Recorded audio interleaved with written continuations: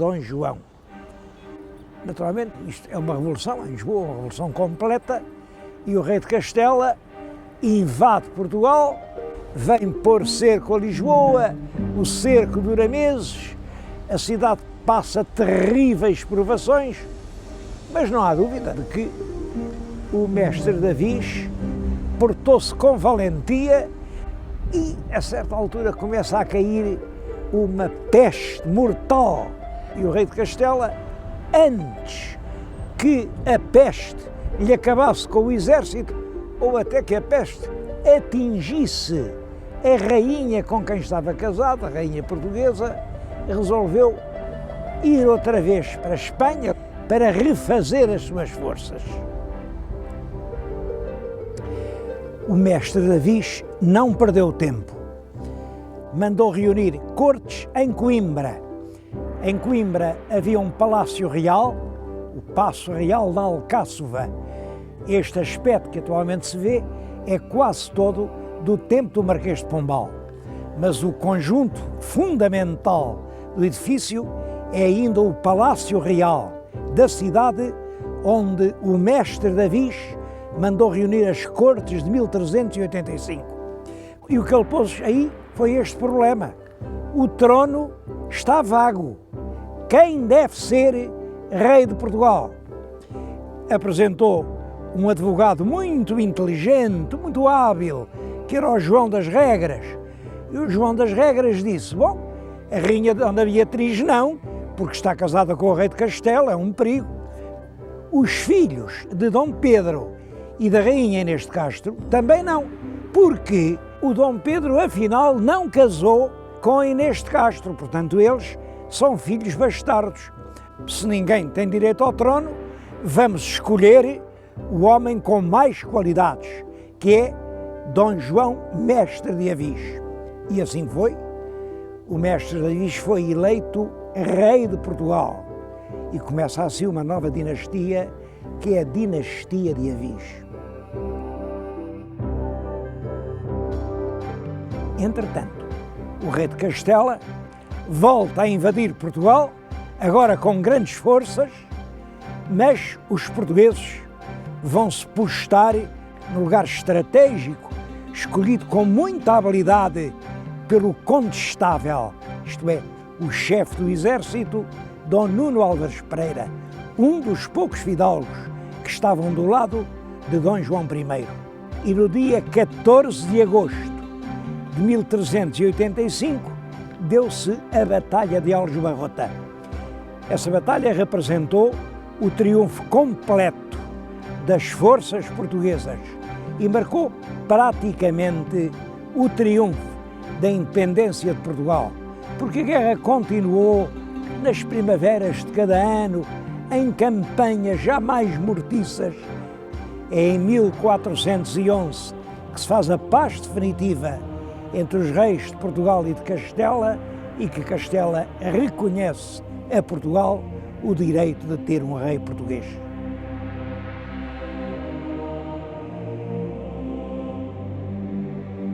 A Batalha Real de Aljubarrota teve consequências de grande importância para o destino político de Portugal. Por um lado, resolveu o problema dinástico a favor da independência portuguesa. Por outro lado, colocou no trono uma nova dinastia, a dinastia de Avis. Mas, sobretudo, essa dinastia vem a imprimir um novo rumo à governação portuguesa, para recordar para sempre essa vitória.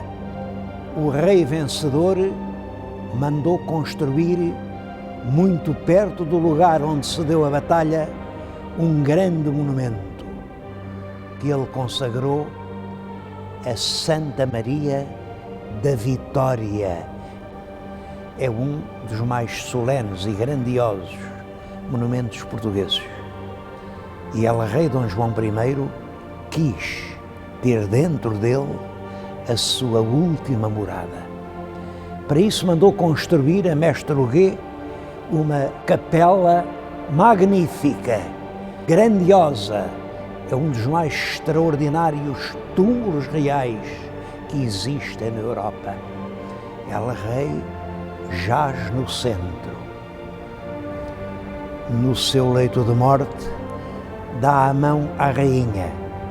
A rainha é Dona Filipa de Lencastre, da família real de Inglaterra, e a princesa que veio consolidar a aliança luso-britânica. Mas esta capela do fundador marcou para sempre a história com a lembrança de El Rei Dom João I, Dom João de boa memória porque o próprio rei fez escrever nas lajes do seu túmulo os principais acontecimentos do seu reinado, que foi realmente um dos mais longos e mais gloriosos reinados da história de Portugal.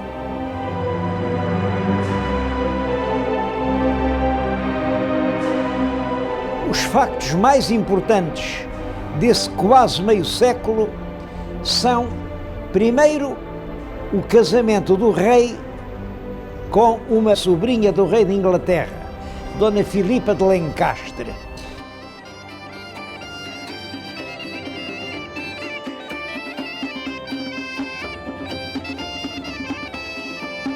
Esse casamento vem reforçar a aliança entre Portugal e Inglaterra, aliança que já tinha sido feita por El Rei Dom Fernando, mas que ficou para sempre como uma das pedras angulares da política externa portuguesa.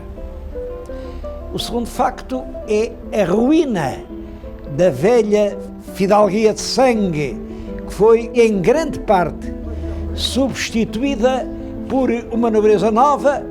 Muitos eram aqueles valentes escudeiros que tinham estado ao lado do mestre Davis nas horas incertas de Aljubarrota. Há mesmo o aparecimento de algumas grandes casas nobres. O caso mais importante é a fundação da Casa de Bragança. A Casa de Bragança tem esta história. No tempo do mestre Davis havia em Portugal 3 condados: o Conde de Barcelos, o Conde de Orém e no sul o Conde de Arraiolos. Ora bem, o mestre Davis deu os 3 condados ao mesmo jovem fidalgo, o condestável Dom Nuno Álvares Pereira. Além disso, deu-lhe inúmeras outras coisas, de maneira que Nuno Álvares era o homem mais rico de Portugal e como tal, constituía um problema para a própria corte. O rei Dom João I, com habilidade, resolveu esse problema. O rei tinha um filho anterior ao casamento, Dom Afonso, e o Nuno Álvares tinha uma filha única.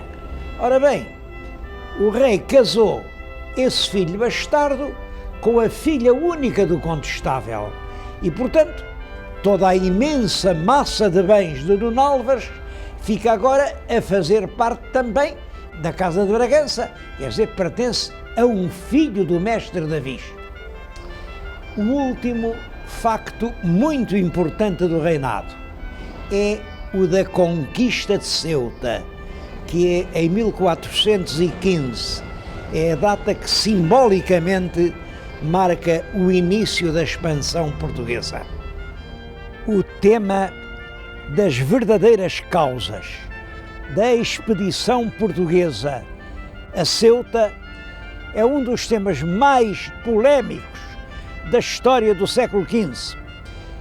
O que o rei Dom João I dizia era o seguinte: ele queria armar os filhos cavaleiros, porque os 3 filhos mais velhos, entretanto, tinham-se feito homens, mas devia, para isso, fazer uma grande festa.